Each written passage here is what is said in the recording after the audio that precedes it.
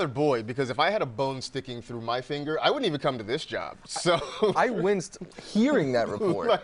So shout out to him for getting on the field. Now, Boyd and Higgins, as you heard, dealing with some injuries there. Now, last week, I know a lot of fantasy managers were salty because it felt like Zach Taylor was less than forthcoming when it came to the injury situation there. Would you feel confident with either one of these guys in your lineup today?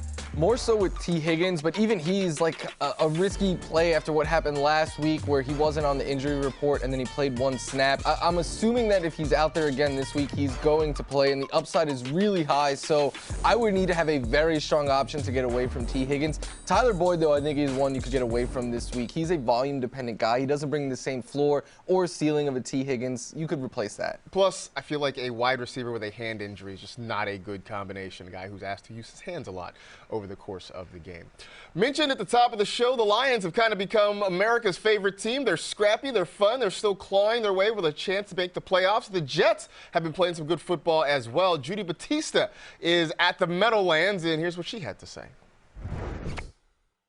Well, the big question for the New York Jets is how will this offense function now that Zach Wilson is back under center? When Mike White was in for 3 weeks, it looked more like how the Jets want it to be. The offense got rolling. He was going downfield. He got the receivers involved. Garrett Wilson really took off with Mike White under center. And now that Zach Wilson is back, the question is, will they alter the offense to suit him?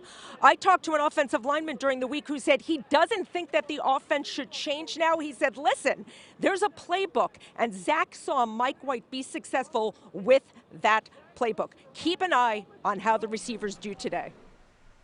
Thanks, Judy. Well, during the week, we were big on Garrett Wilson and Elijah Moore under the idea that Mike White was going to play. Now that it's Zach Wilson, do you still have that same level of excitement for Wilson or Moore? Definitely not for Moore. I think Moore was a sleeper, someone that you could have grabbed off the waiver wire, your bench, and elevated. He's gone. Garrett Wilson, though, has been getting so much volume and playing so well, and this is a matchup that has given up a bunch of production, 2 pass catchers that I keep telling people, like, unless you have another really good option, I would probably ride it out with Garrett Wilson. I think the floor stays stable. The ceiling definitely comes down with Zach Wilson at quarterback. Real quick, would you start Bam Knight? Yeah, it depends on your options again, but I'm fine starting Bam Knight in this matchup. I think he gets more touches with Zach Wilson at quarterback. Speaking of a quarterback change, we know that Kenny Pickett is not playing for the Pittsburgh Steelers. That means Mitch Trubisky is back in the seat for Mike Tomlin's offense. Deontay Johnson, he's getting a ton of targets, hasn't turned it into production. Do you like him? Do you like George Pickens? How do you feel about the rest of this offense? I feel much better about Deontay Johnson because every game that he has played where Mitch Trubisky gets at least half the snaps has been better than any game he's played with Kenny Pickett this season. So just more safer floor, more upside there. The rest of the Steelers, I think Najee Harris is safe and in play. Pat Freiermuth, because of tight end, is. George Pickens is kind of a boom or bust option. We haven't seen him get nearly as much volume as I think we anticipated. Pickens seems like he was much better with Kenny Pickett. I think that target share for Deontay Johnson stays the same. And you mentioned Pat Freiermuth. He's one that maybe gets a few more looks with Mitch Trubisky at quarterback. Let's take a look at the waiver wire presented by KFC.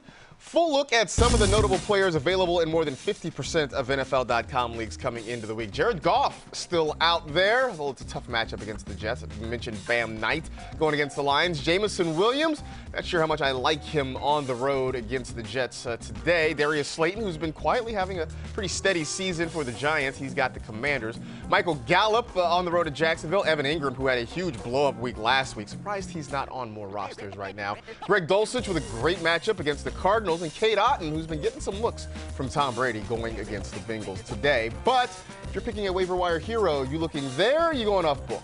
I'm going off menu with Chris Moore of the Houston Texans. And I know a lot of you are like, who is this guy? Well, last week, he had a big game. He had 46% of the target share. He went over 100 yards, had double-digit catches. Plus, they're going to be chasing points against Patrick Mahomes and the Chiefs. And if that's the case, the Chiefs have allowed the 4th most fantasy points and the most touchdowns to receivers. And just last week, Jerry Jeudy torched them. So I think Chris Moore is a sneaky volume play this week that I'm actually starting in a couple of leagues myself. I feel like this has to be the first time all year that both of our waiver wire heroes come from the Houston Texans.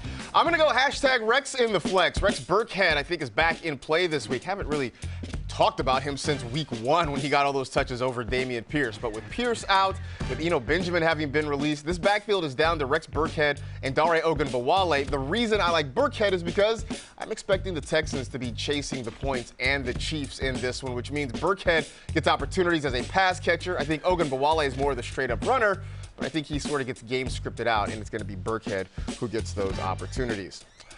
That gets us to 15 for 15, presented by Geico. We'll go must-start QBs of the week, and who's on the list? Couple of Justins kick it off. Justin Herbert playing his best ball. Justin Fields as well. Dak Prescott in a good matchup against the Jaguars. Trevor Lawrence, I know the Cowboys are a tough matchup, but he's been playing so well that I'm still starting him. And then Patrick Mahomes. I know the Texans, they look like a tough matchup. You still always start Patrick Mahomes. But let's focus on Justin Fields, and you talk about tough matchups. The Eagles are one of the toughest matchup any player could get this season. That's how good their defense has been. Luckily, Justin Fields is no mere mortal. I would just play him every single week because he has been so good. What he's given you on the ground, plus he's improved as a thrower in the last month or so. He has 60 rushing yards in 7 straight games. His low game is over 19 fantasy points in that stretch. So even in a tough matchup, I think you have to start him. I have a friend who keeps asking me, Fields or Burrow? I told him Fields. Wow. I mean, that's a tough call. That is a really, really tough call. And by the way, stick around because we'll have a breakdown on what exactly has made Justin Fields so good over the last part of the season. Take a look at my must-start running backs for the week. Miles Sanders in a great matchup against the Chicago Bears. Antonio Gibson, who I think is in play against the Giants defense that has struggled against the run. Aaron Jones taking aim at the Rams. That game being played on Monday night in very cold temperatures in Green Bay. And Alvin Kamara, if he can't get it done against the Falcons, I'm not sure he gets it done for the rest of the year. But right up near the top of the list, I got James Conner. And you see it's at Denver, and your first thought is, man, I don't know if I want to trust him against that defense. Well, the Broncos against the run have not been as stout as you would imagine. On top of it, I think volume wins the day here. You've got Kyler Murray, who is gone for the rest of the year after the knee injury. Colt McCoy, I don't think Cliff Kingsbury wants to put it in his hands 30 times a game to throw the football. I think that means something has gone wrong. That means they're going to lean on James Conner a little bit more to run the football. Maybe he gets a few short targets as well, but I do think he has a really good opportunity today against Denver. Must-start wide receivers. Who do you like? CeeDee Lamb, because I like Dak. I like his #1 wide receiver. Devontae Smith, because, I mean, the Bears defense and Jalen Hurts have been playing great. Terry McLaurin had his best fantasy game of the season 2 weeks ago against the Giants. Gets them again. And then Amon-Ra. I know you might be thinking the Jets are a tough matchup, but no, they struggle against slot receivers. And then towards the top, big Mike Williams going up against the Tennessee Titans. And Mike Williams returned last week, and it just changed how the Chargers offense looked. They were able to win downfield again and in the red zone because that is what Mike Williams specializes in. Plus, he gets the Titans this week, who not only allow the most fantasy points to receivers, they allow the most production on deep passes. So a huge opportunity for him to put up points in big chunks. I think you start him and you start all of your Chargers against the Titans. Yeah, going to be an interesting one there. In fact, our pal Daniel Jeremiah, who does radio for the Chargers, talked about how much this offense is different because, duh, you get guys like Mike Williams back. It's going to be better. Must-start tight ends for the week. Always the caveat that if a tight end is able to play, he's got a shot to be productive for fantasy. Dalton Schultz, though, I think is going to be a fantasy playoff hero for you. That starts today against the Jaguars. Gerald Everett, as you mentioned, starting Chargers against that Titans defense. Go for it. Juwan Johnson, who's been solid all year long. Good matchup against the Falcons. And then the other tight end in that Chargers-Titans game, Chig Okonkwo, should be in some deep league lineups, maybe a DFS play as well. But right there, smack dab in the middle, is Greg Dulcich, who ever since he came off injured reserve way back in week 7, really has been a big part of what the Broncos are doing in the passing game. He's always on the field. He's always running routes. Cortland Sutton banged up, and that means potentially more targets for Greg Dulcich. And if that wasn't enough for you, he's playing the Cardinals, which you cannot ask for a better matchup for a tight end. They give up the most receptions, most yards, most touchdowns to the position. This feels like it could be a big day for Greg Dulcich. Now, normally it is you asking us the questions on Twitter, but at least once a week we like to ask you a question. And this week's poll, who's the flex play of the week? Is it DJ Moore? Is it Zay Jones? Is it Jerick McKinnon? Or is it Chris Moore coming off that big game last week for the Houston Texans? You can vote now at NFL Fantasy. Time for a break. We are just getting started, though, on the show. Patrick Mahomes playing his first ever professional game in his home state of Texas. He goes down to take on the Houston Texans. Of course, we all remember that playoff game from a few years ago when Mahomes led a dramatic run and ended up blowing out the Texans in the postseason. And Trevor Lawrence, who's been playing some really good football recently, he's got a tough matchup today against the Dallas Cowboys. We'll see what T-Law and the Jags have to offer. Coming up after the break, we're previewing Eagles-Bears. Stick around for more NFL Fantasy Game Day.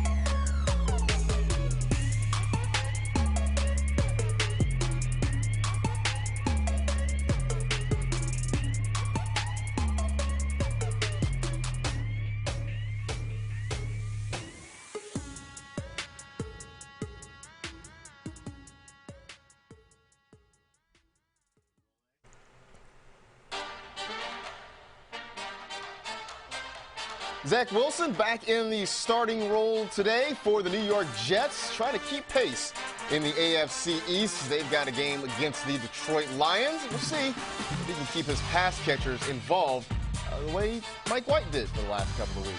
And Justin Fields, he and his Bears teammates hosting the Philadelphia Eagles. Interesting matchup between Justin Fields and Jalen Hurts. Looking forward to seeing how that one plays out.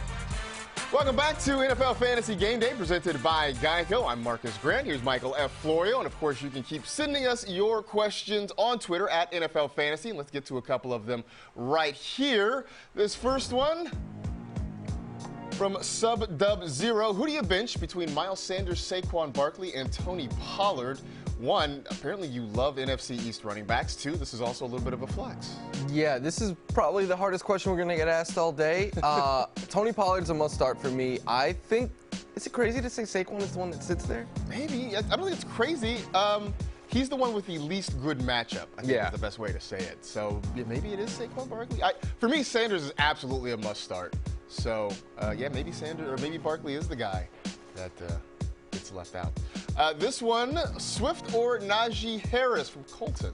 I'm going to go with Najee Harris. Swift splits reps there. Najee Harris gets all the work. And I think it's a game script where they'll be able to give Najee, 20 touches today. And it's a little bit of a better matchup going against the Panthers than what Swift has against the Jets. And like you said, there's not a lot of guys. I don't really think Jaylen Warren is going to threaten Najee Harris for opportunities there. Mentioned the Bears and the Eagles. Really good fantasy quarterback matchup between Jalen Hurts and Justin Fields. And James Palmer is on the scene, and this is what he had to say. It is a cold and windy one here in Chicago. Keep your eye on the football being carried by both quarterbacks, specifically Justin Fields. We know that he's without Chase Claypool. We know N'Keal Harry is questionable. Darnell Mooney is done for the season. He really is their offense, as Javon Hargrave told me this week. He has over 900 rushing yards. And also, this Eagles defense is so good against the pass. They're number 1 in the NFL against the pass, number 1 in sacks. So they're 18th against the run. So that would allow Justin Fields to possibly have some room to run. When you look at what Jalen Hurts can do in this game, he can probably do both things because the Bears haven't been able to get after the quarterback. The Eagles have one of the best offensive lines in all of football. They can run the football. They can also throw the football. But we'll see if the conditions, as windy as it is, play a factor in how often Jalen Hurts actually does throw the football because, again, they're number 2 in the NFL in rushing. They do have the ability to carry it throughout the game if they go that route.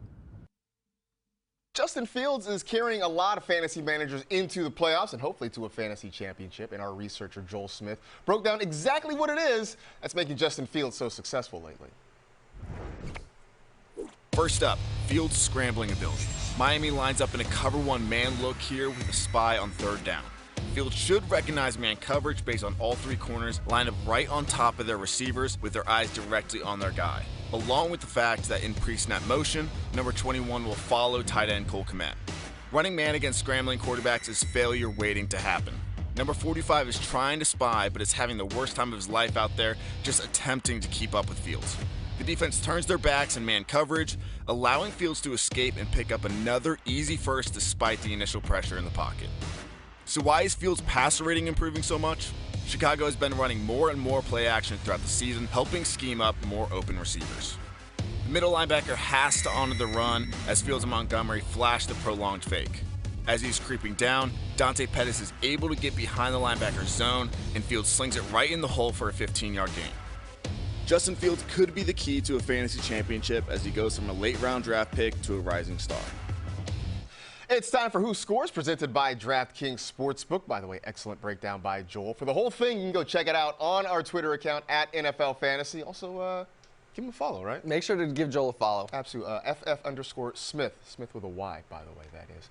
Let's get a further look, though, at this Hurts-Fields matchup, starting with the aforementioned Justin Fields. Now, DraftKings projects him to pass for 157.5 yards, run for another 69.5 for a total of 227. Now, I've got him a little bit higher than that. I think he actually comes in more with the I think the passing totals are about right. I think he comes up with a little bit more on the ground, so I'll give him 253. We'll give him a couple of touchdowns, and we're gonna spin the wheel here.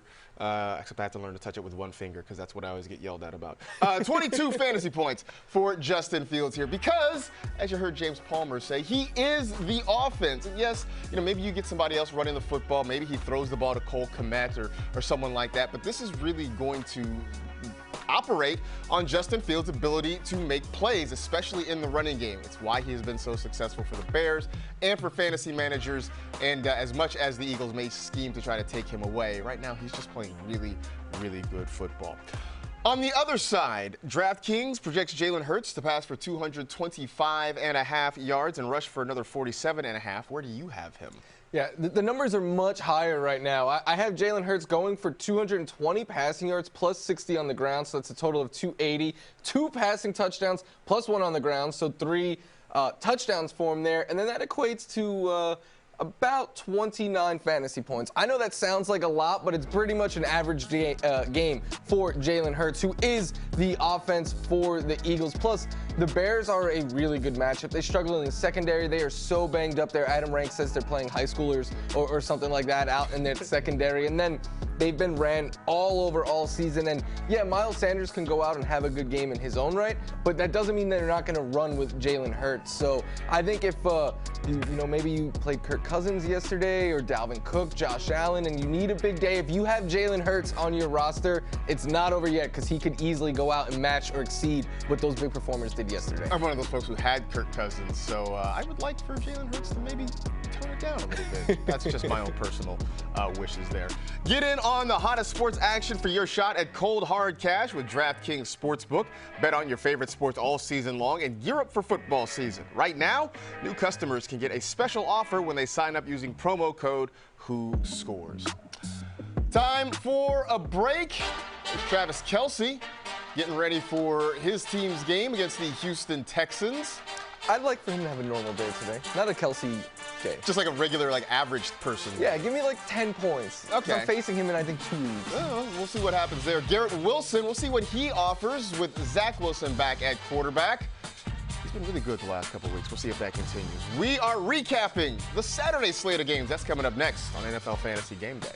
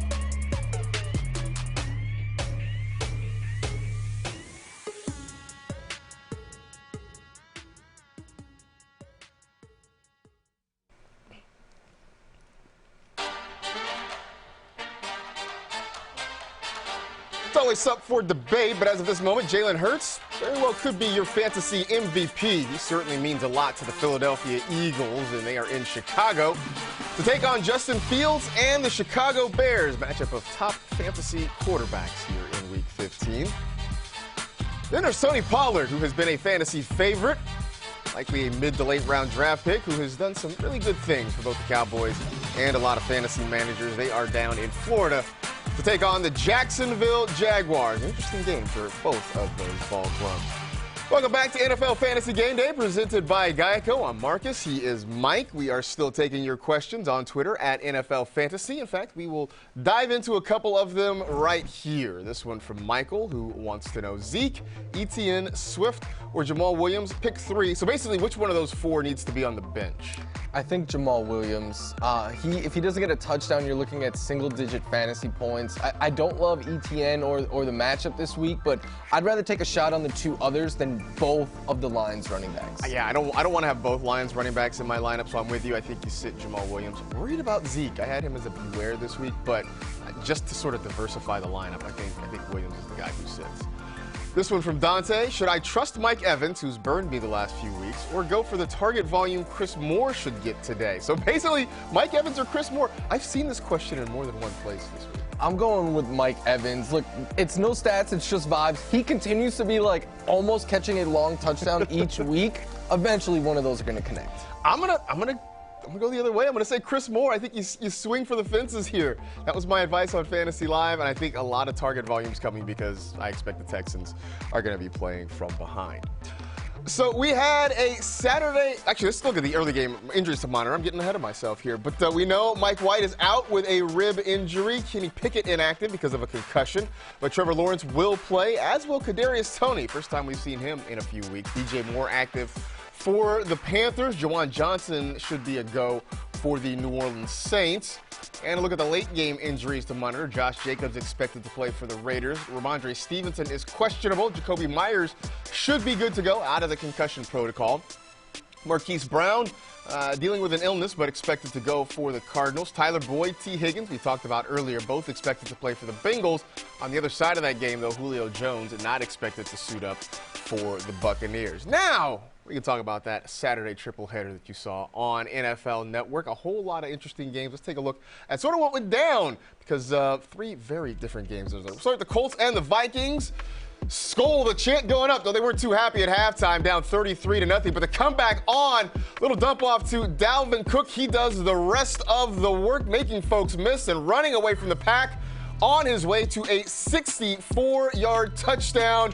That really put some life into the Vikings. That made it a ball game after the two-point conversion. It was tied. In fact, we'll see that two-point conversion here. Kirk Cousins back to throw. Finds T.J. Hawkinson right in the center of the painted area. The comeback was complete. 36-all. They go to overtime with just a few ticks left on the clock. Greg Josephs from 40 yards. It is good. Biggest comeback in NFL history. The Vikings win the NFC North 39-36 is your final score. The game in the middle there was the Ravens and the Browns. Deshaun Watson trying to get this team heated up. Tyler Huntley getting the start for the Ravens. He's looking for Deshaun Jackson. Instead, finds Denzel Ward.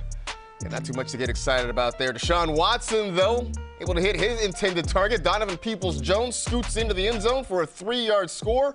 Browns get the win by a score of 13-3. Winners 3 of the last 4, and the loss by the Ravens puts the Bengals in first place in the AFC North. Dolphins and Bills was the nightcap. We went a while before the snow finally started to come down. Josh Allen finding Dawson Knox in the back of the end zone for a 5-yard score. Folks chanting for their personal MVP there, and here we go. 2 seconds remaining in the game, trying to clear a spot for Tyler Bass, and that's terrific Bass. The Bills win the shootout in the snow, 32-29. A big day for Josh Allen, a big day for the Buffalo Bills, and Michael F. Florio can come to work happy here on Sunday. There are your top performers in fantasy from the Saturday contest. Allen with nearly 36 points. Kirk Cousins, who was in negative territory at halftime, finishes with 32. KJ Osborne, a surprise with over 30 points. Justin Jefferson took him a while to get going, but he got you 30. Dalvin Cook with 27. Tyreek Hill, nearly 22 fantasy points there. Dawson Knox comes to life with a 21-point game. Jalen Waddle had a long touchdown. That got him over 20. Michael Pittman with 19 points for the Colts. So that gets us to Fantasy Insurance presented by Geico. These are the moves that can make or break your lineup, a.k.a. some sleepers. So who do you got this week?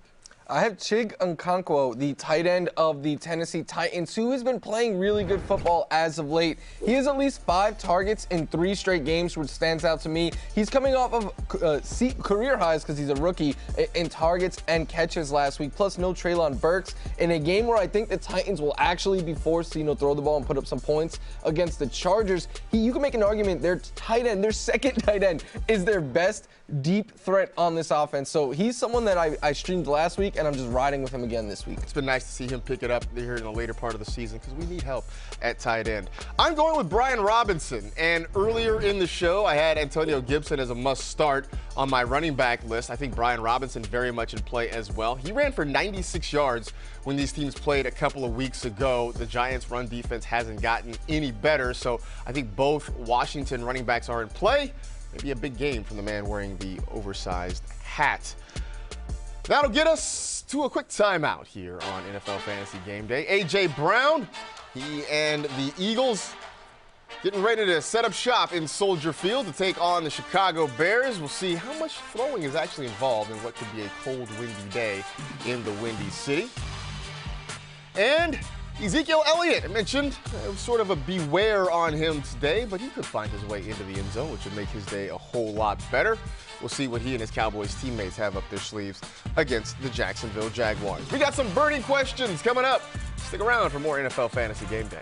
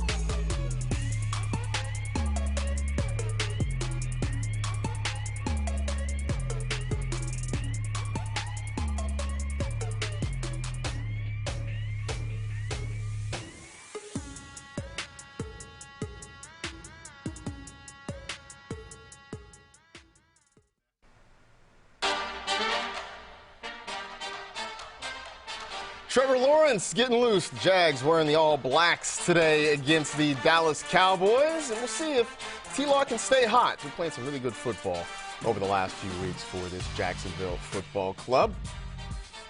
And Isaiah Pacheco, who's really become the running back of record there for the Kansas City Chiefs. He and his teammates will be checking in on the Houston Texans. Chiefs trying to keep pace in the race for the 1 seed in the AFC playoffs. Okay, on Twitter, we asked you who is the flex play of the week.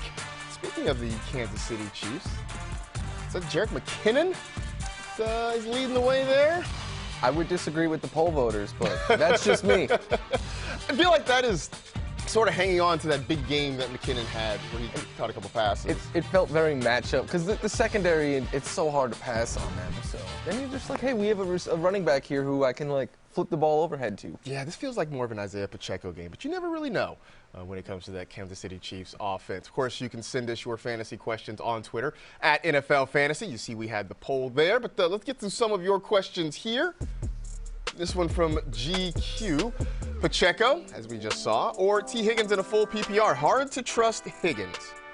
Yeah, it is. And Higgins has a high ceiling, but I think, again, I'm with you. I think this is a Pacheco week. I would play Pacheco, just feels safer, and I think he brings similar upside. I just think, I think the Chiefs have more of a chance to score points than the Bengals do.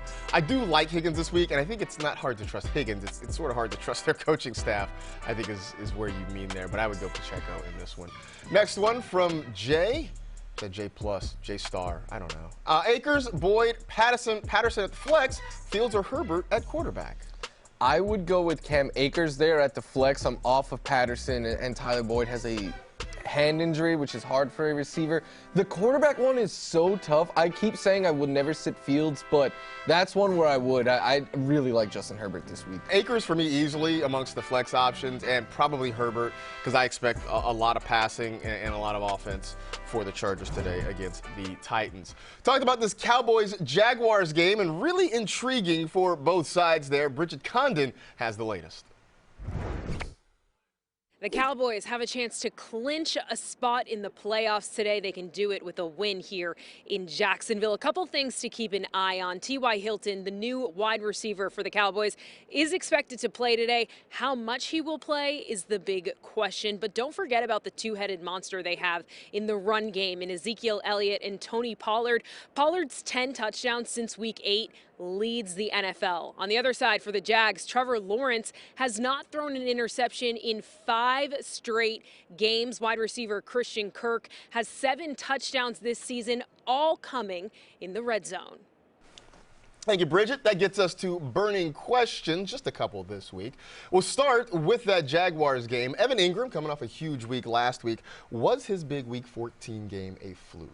No, I don't think so. I don't think he's ever going to have a game. Like, it was his career game. He's not going to go out there and score you 40 points every single week. But he had 7 targets, a touchdown the week before that. The floor isn't super high, but it's not very high with any tight end. So I think you just go ahead and you start Evan Ingram this week. I think you start Evan Ingram, and I'm with you. In terms of the way they use him, not a fluke at all. And we've seen it pretty much all year long.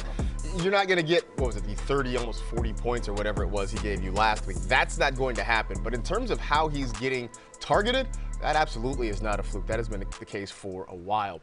Next one, Jets and Lions. Is Bam Knight still a lock now that Zach Wilson's starting at quarterback? He's not a lock, but that's more about the matchup against the Lions. But I do think he's very much so in play, unless, you have other options that you really trust.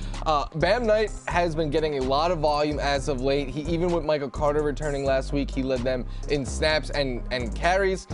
I anticipate even potentially more groundwork with Zach Wilson this week. I think a lot more groundwork with Zach Wilson this week. So that is what is the upside for me with Knight. Although, look, Michael Carter's still there. He could get some targets, but I would not shy away from Knight just because it's Wilson at quarterback. They are still playing the Lions, and we do like to pick on them. Even though, look, in fairness, Detroit's run defense has been a lot better in the last few weeks. So that's something to keep in mind. But I would still play Knight if I had the opportunity. Gonna take a quick pause. But still plenty more when we come back. Speaking of the Jets, there's Zach Wilson getting loose. Been a few weeks since we have seen him starting at quarterback. He will get the shot today as Mike White nurses some injured ribs. See what happens against the Detroit Lions. And there is CeeDee Lamb. Catching a few passes, getting loose. He is easily the #1 target in the offense for the Dallas Cowboys, and we'll see what he can do against that Jaguars secondary. Afterwards, we got Sunday Fun Day coming up on Fantasy Game Day.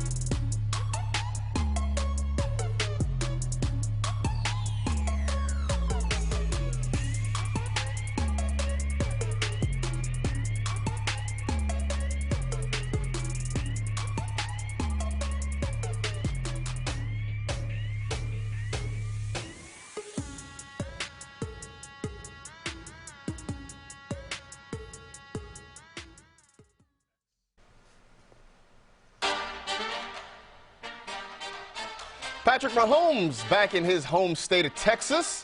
Of course, was a star at Texas Tech.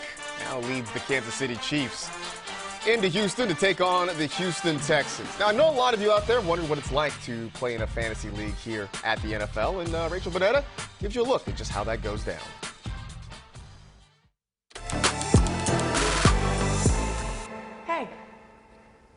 Hey, we started a fantasy football league at the office this year. Got any plans this weekend?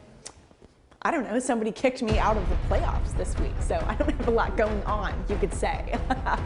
And it has gotten aggressive.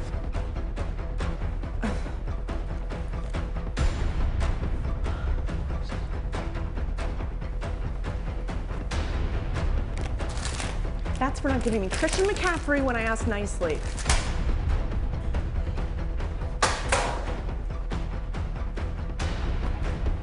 I hate this league. You know, I'm new here, so I wanted to sign up. I wanted to make some friends. You know, they punish you if you score the least amount of points. And I have scored the least amount of points every week. Yeah, I'm the manager here. I'm also the commissioner of the league. Okay, so we'll set that meeting for Monday. Hey, am I playing you in fantasy football this weekend? Yeah, maybe. I haven't checked. Yeah, it's probably smart to, you know. HR has been called multiple times. Like, wouldn't it be crazy if you came back on Monday and you didn't have a job anymore?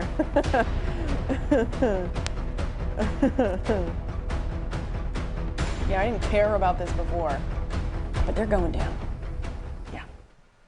That gets us to 15 minutes to kickoff presented by Geico. You know, this is a facade between me and Florio. It's going to get ugly because one of us is going to knock each other out of the playoffs this week. Let's take a look at the early game injuries. Mike White, we know, is out with a rib injury. Kenny Pickett not going for the Steelers as he's in the protocol. Trevor Lawrence starting for the Jags. Kadarius Toney back for the Chiefs. DJ Moore active with an ankle issue for the Panthers. Same with Juwan Johnson playing for the New Orleans Saints.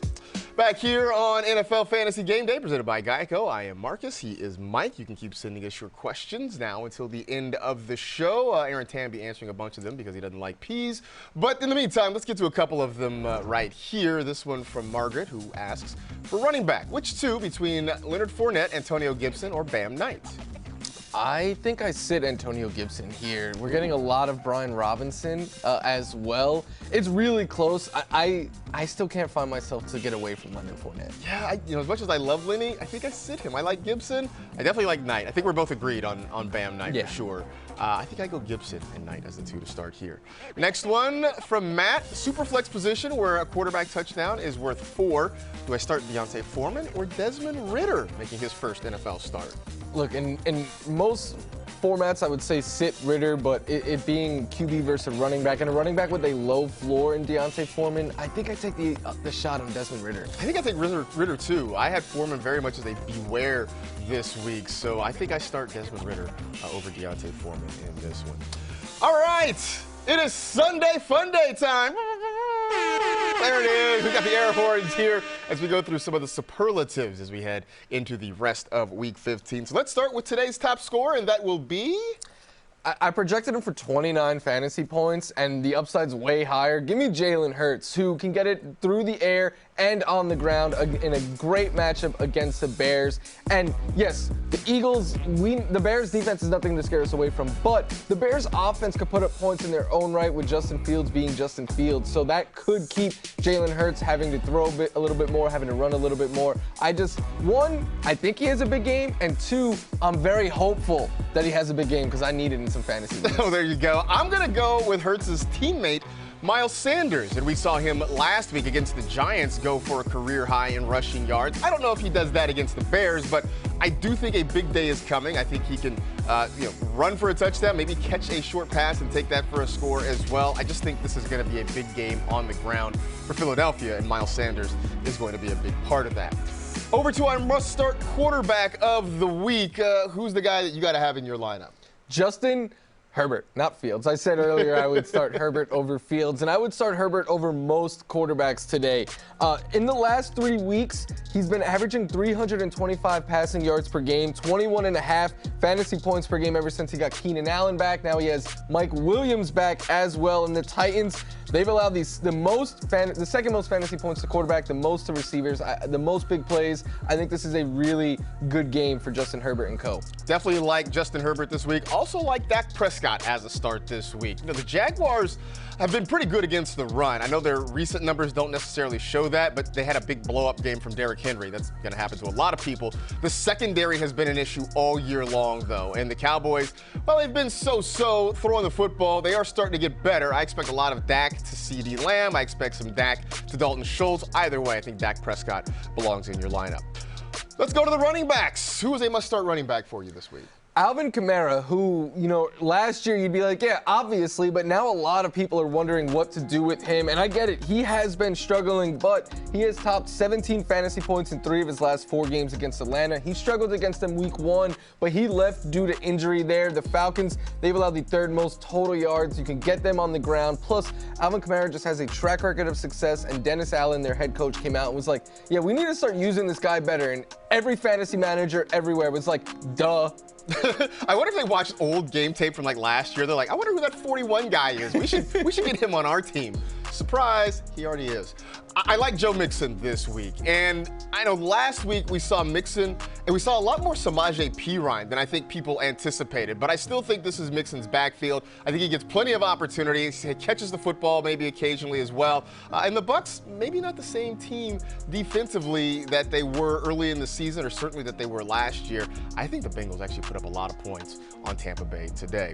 Over to our must-start wide receivers. Which pass catcher do you absolutely want? I had this in before the Mike White injury, and then I was like, you know what? I'm going to continue rolling with it. Garrett Wilson. Look, he's not as must-start with Zach as he was with Mike White, but it's a great matchup against the Lions, who allow the 3rd most fantasy points to receivers. They've been getting torched through the air, and they've been stingy on the ground, so that could force the Jets late to have to throw. And if that's the case, you know you're going to get plenty of volume to Garrett Wilson. All I ask, Zach, is that you put the ball anywhere near Garrett Wilson so he can go out there and do what he does. I'm going to go with Keenan Allen, the guy who plays his home games just next door to where we're sitting over at SoFi Stadium. And look, Keenan Allen is one of those guys, I say it all the time, we just take him for granted because, oh, what's he going to do? He's just going to get you like 1,200 yards, 6 to 8 touchdowns, ho-hum. Obviously, this season, maybe not so much because of the injury, but he's come back and been as steady as he has ever been. He has this week the best matchup that you can anticipate for wide receivers, so I expect him and Mike Williams to get plenty of targets today from Justin Herbert. Must start tight end. Always a little bit dicier to find one of these, but who do you like for this one? Dalton Schultz, who I think gets overlooked a little bit because of the mid-season woes he had when Cooper Rush was in at quarterback, but he's averaging over 12 fantasy points per game with Dak Prescott, which doesn't sound like a whole lot, but when you're talking about tight ends, that's pretty close to elite. Plus, the Jags have allowed 4 touchdowns to tight ends in their last 4 games. He's coming off of a big game in his own right. So much safe production and volume most weeks that I think you just have to start Schultz every week. I definitely like Dalton Schultz today and throughout the postseason. I've said that repeatedly. I also like Juwan Johnson today, especially now that he is a go. Talked about the Falcons and that defense there. We've been picking on them all year long. Here's the thing. They've been pretty good against wide receivers, so I'm a little bit hesitant about Chris Olave, but I think that opens things up in the middle of the field for Juwan Johnson. I think he and Alvin Kamara will sort of operate in some of the same spaces. He's been a pretty good fantasy tight end because he has had a high touchdown number this year. I think that continues again this week.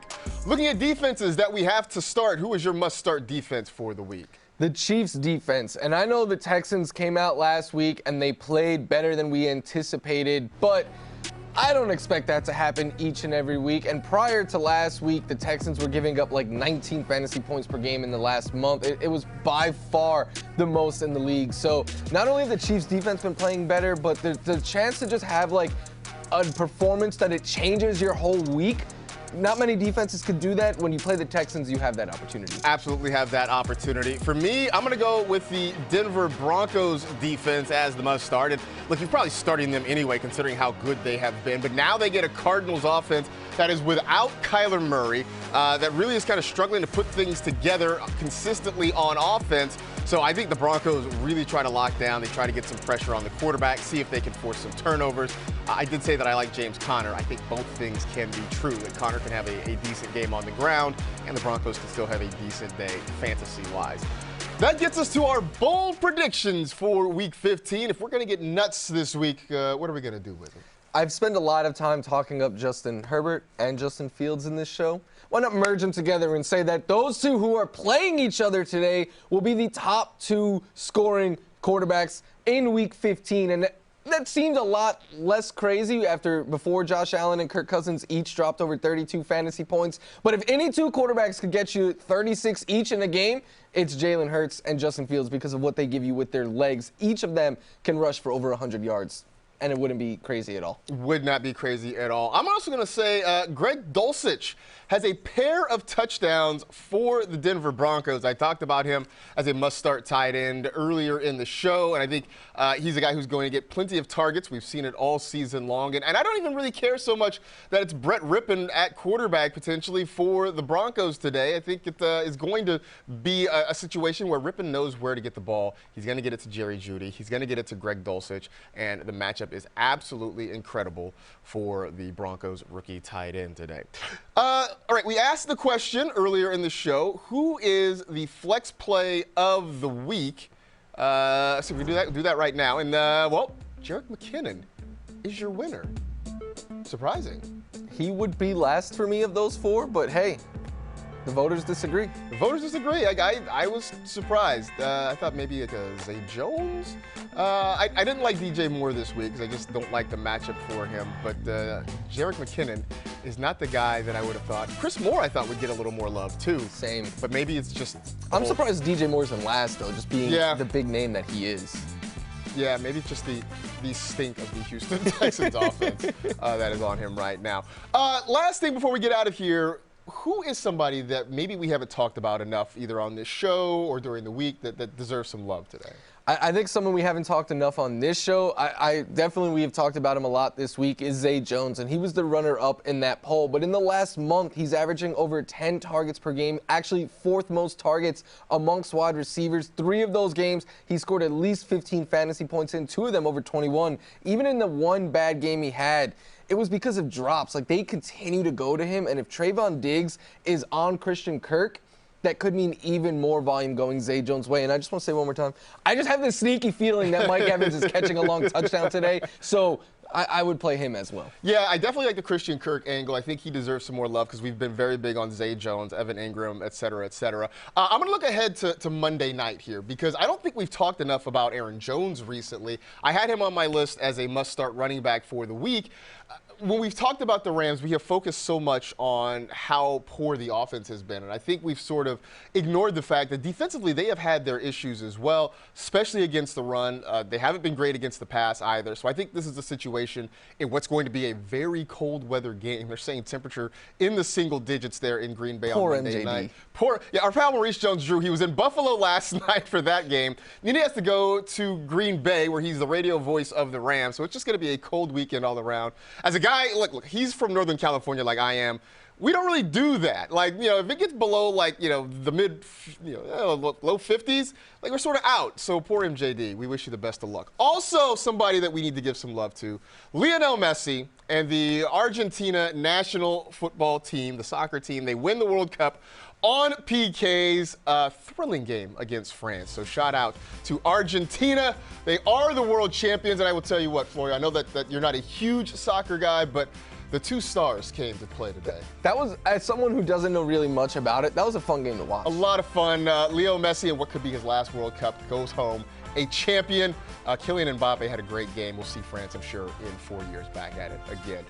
We will see you back here next week on NFL Fantasy Game Day. Enjoy Week 15, everybody. Best of luck to you in the playoffs. Enjoy the Sunday.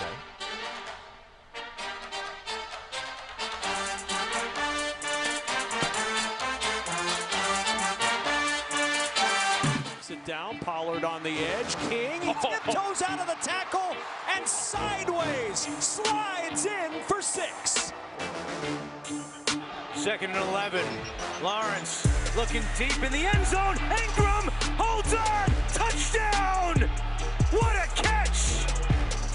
Blitz is on, down the middle. He's got the wide open Hopkins with a spinning broken tackle, taking into the end zone. Touchdown Cardinals. Out of the gun, Wilson releases it, and it's Marlon Mack chewing up real estate. Could Mack go? He will! Touchdown, Denver! And that's caught here. And Marcus Jones inside the 20. Marcus Jones down the sideline. Touchdown. Carr gonna go for it all. Caught in the end zone. Devontae Adams, touchdown. Tannehill to Okonkwo. Okonkwo up and in. Touchdown.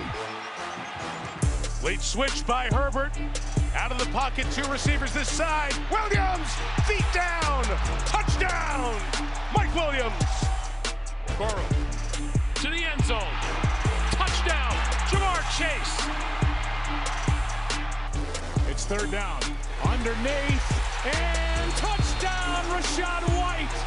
Hurts lofts it for Smith. It's a touchdown. Devontae Smith. And Nick Sirianni loves it. Fields, oh, what a move to move past Nixon. And Justin Fields ahead of the field. And gone. What a run. Goff going deep, wide open, touchdown on his first NFL reception, Jameson Williams. Here's the first down handoff to Knight, and Knight's got room. Knight is in for the touchdown. There you go, Jets. And caught for the touchdown, flyer move. 10-yarder. And the Steelers are back in business. Darnold trying to cash in, and a throw, and a catch, and a touchdown. Shy Smith. Mahomes, he'll just chuck it ahead. McKinnon, touchdown. Driscoll off the fake, on the roll down the sideline. He finds Amari Rodgers. It's a touchdown. Texans take the lead. 2nd and 9. Little pump fake, and then to the near side, Hill. Taysom Hill, touchdown. Saints. Cordero Patterson has a seam. Patterson splits it. Goodbye. Cordero Patterson, the 9th time in his NFL career. A house call on a kick.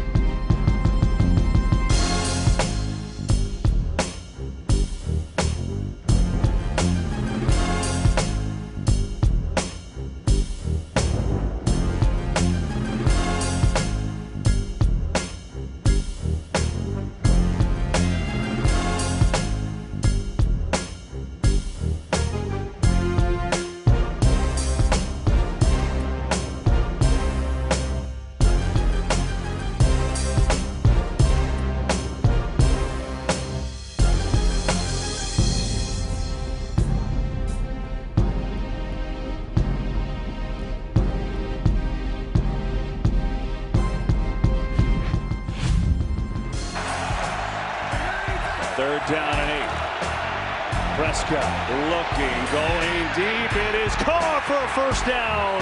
CeeDee Lamb has it into Jags territory, and he's got 19. This is actually really nice coverage by Trey Herndon. CeeDee Lamb just sees the ball. It's a little underthrown, and he just makes a great play coming back underneath. You'll see he kind of senses that ball's underthrown. He has